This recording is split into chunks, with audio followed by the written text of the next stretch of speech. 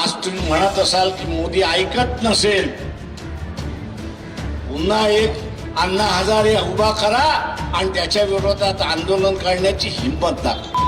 एक काळ मोदी असं म्हणत होते की भारतातली बाजारपेठ ही भारतातल्या शेतकऱ्यांसाठी राखीव राहील, जगाच्या शेतकऱ्याला आम्ही खुली करणार नाही.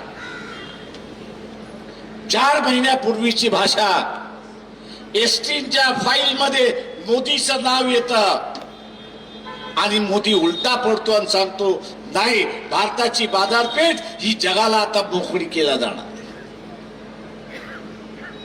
कशामुळे? तर त्या एसटीच्या फाईल मध्ये अजून काहीतरी असलं पाहिजे. फक्त मोदीने मोसळा केला एवढीच फक्त माहिती त्या ठिकाणी आलेली आहे. म्हणजे इतर देश आहेत आणि तिथल्या असणाऱ्या राजकीय नेत्याने, जे लहान मुला मुलींशी असणारा व्यवहार केलाय, त्यांचं शोषण केलंय. मोदीजी याचा खुलासा करा की तुमचं नाव तर त्या फायलींमध्ये नाहीये आणि ते नाव बाहेर पडू दे म्हणून तुम्ही देश विकायला निघालेलात. आणि म्हणून दोन भागवताना आम्ही असताना विचारतो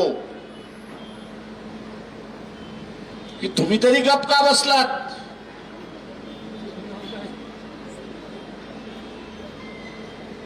2G स्कॅम झालं त्यावेळेस अण्णा हजारेला हाताशी धरलं, दिल्लीच्या मैदानामध्ये बसवलं आणि सगळं रान आपण असताना पेटवलं.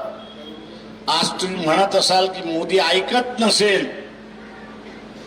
पुन्हा एक अण्णा हजारे उभा करा आणि त्याच्या विरोधात आंदोलन करण्याची हिंमत दाखवा.